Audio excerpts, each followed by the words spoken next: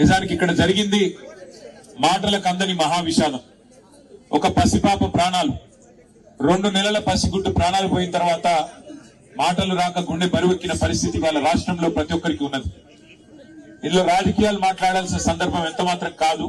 కానీ కుటుంబానికి న్యాయం జరిగే విధంగా కొట్టడాల్సిన బాధ్యత మాత్రం అటు మీడియా మీద, ఇటు మరి ప్రజలుగా సమాజంలో ఉన్న మనందరి మీద కూడా ఉన్నది. జరిగింది ఏంది అసలు? ఏమడిగింది ఆ పసిగుడ్డు? కుమ్మెరలో మల్లన్న జాతర జరిగితే ఆ మల్లన్న జాతరలో దర్శనం అడిగింది, దేవుడికి దండం పెట్టుకునే అవకాశం అడిగింది ఆ తల్లి చంద్రకళ.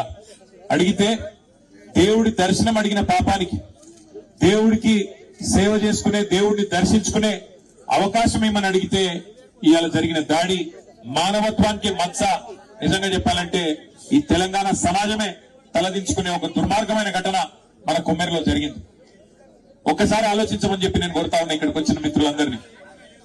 మనం నిజంగా ఏ టైంలో ఉన్నాము, ఏ శతాబ్దంలో ఉన్నామో, జరుగుతున్న ఈ పరిస్థితి ఏంది ఒకసారి ఆలోచన చేయాలి. ఇంకా ఈ టైంలో 21వ శతాబ్దంలో కులాలు మతాల పేరిట చిన్నగా చూడడం, అవమానించడం, ఇవాళ ఇంకా కూడా అధికారాన్ని అండగా పెట్టుకొని హత్య రాజకీయాల్ని, హత్య చేసిన హంతకులని కాపాడే ప్రయత్నం జరగడం నిజంగా సిగ్గుచేటు.